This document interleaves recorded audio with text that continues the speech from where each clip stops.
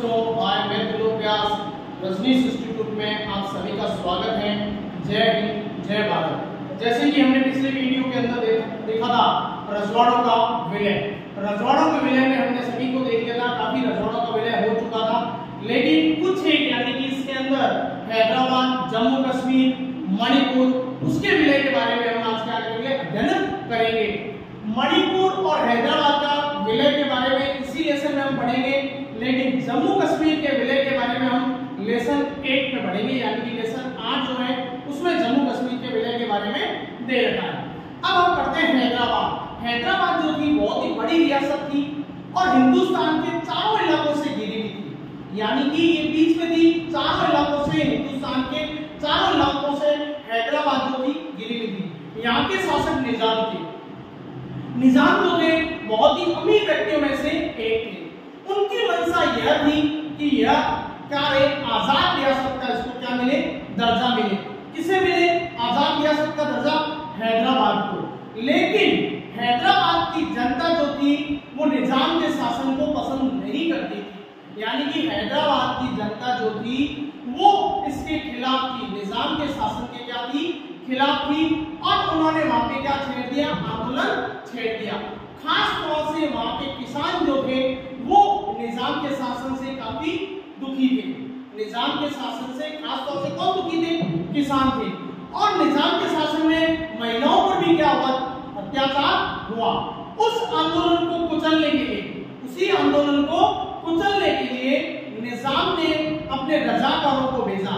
रजाकारों का मतलब होता है उनके सैनिक, निजाम के सैनिक। काफी बार एग्जाम में पूछा गया है कि रजाकार किसे कहते हैं, तो रजाकार का मतलब ये होता है कि भाई निजाम के जो सैनिक थे वो रजाकार कहलाते थे, उस समय रजाकार कहलाते थे। और उस समय का हैदराबाद जो था वो आज वर्तमान का हमारा होता है तेलंगाना, आंध्र प्रदेश, कर्नाटक, महाराष्ट्र के कुछ हिस्से जो है वो वर्तमान के जो है वही हैदराबाद की रियासत के कुछ हिस्से थे। अब उन्होंने क्या किया, अपने रजाकारों को भेजकर उस आंदोलन को कुचलने की क्या की, कोशिश की। ये रजाकार जो थे वो सांप्रदायिक थे। सांप्रदायिकता का मतलब ये हो गया उन्होंने गैर मुस्लिमों पर क्या करना शुरू कर दिया, अत्याचार करना क्या कर दिया, शुरू कर दिया। गैर मुसलमानों पर अत्याचार करना क्या कर दिया, शुरू कर दिया। इसी के साथ भारत सरकार ने अपनी सेना भेजकर उस आंदोलन को क्या किया, समाप्त किया। और कुछ समय बाद रजाकारों से उनकी क्या हुआ, झगड़ा हुआ और निजाम के सैनिकों ने क्या कर दिया, आत्मसमर्पण कर दिया। कुछ समय झगड़ा होने के बाद रजाकारों ने और निजाम ने क्या कर दिया, भारतीय सेना के सामने क्या कर दिया, आत्मसमर्पण कर दिया। देख लेते हैं कैसे। हैदराबाद का विलय। हैदराबाद बहुत ही एक बड़ी रियासत थी, चारों तरफ से हिंदुस्तान इलाके से घिरी हुई थी। आज के महाराष्ट्र, कर्नाटक, आंध्र प्रदेश, तेलंगाना कुछ एक के हिस्से उसी के हैं। हैदराबाद के निजाम दुनिया के सबसे अमीर व्यक्ति या अमीर लोगों में से क्या थे, एक थे। निजाम की मंशा हैदराबाद रियासत को आजाद रियासत का दर्जा मिले, ये थी उनकी मंशा।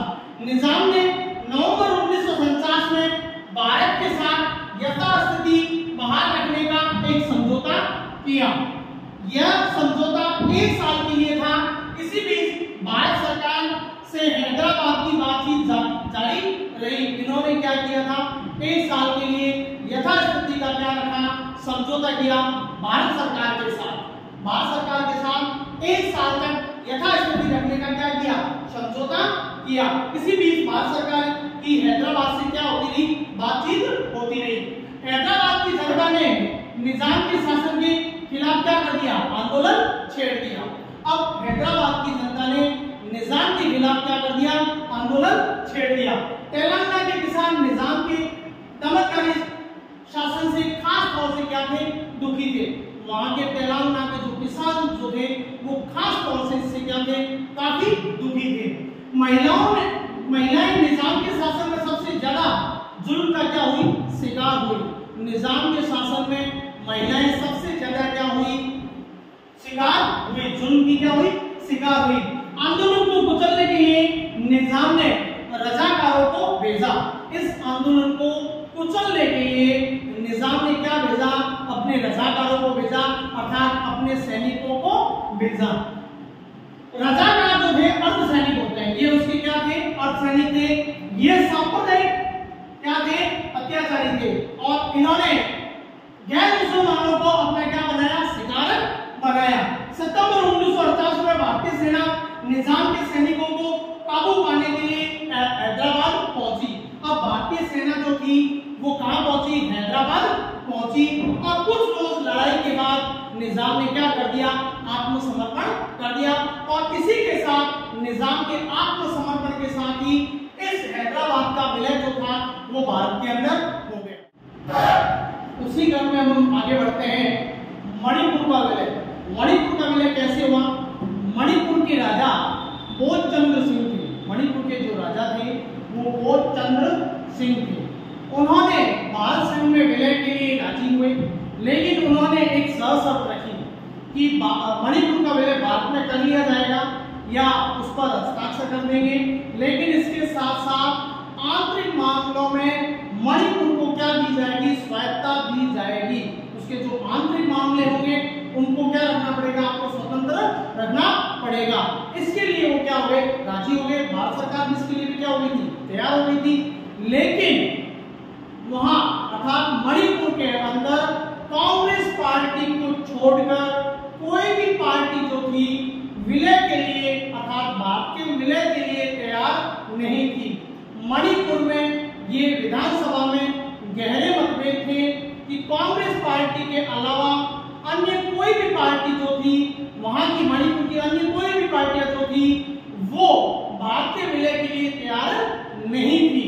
इस तरह हमें गहरे मतभेद देखने को मिले, लेकिन अंत में भारत ने उसका क्या किया, विलय कर लिया, और शक्ति के द्वारा उसका क्या कर लिया गया, विलय कर लिया गया, जिसके दुष्परिणाम हमें आज भी देखने को मिल रहे हैं। छुटपुट हिंसाएं आज भी हमें मणिपुर में देखने को मिल रही है। देख लेते हैं कैसे हुआ मणिपुर का विलय।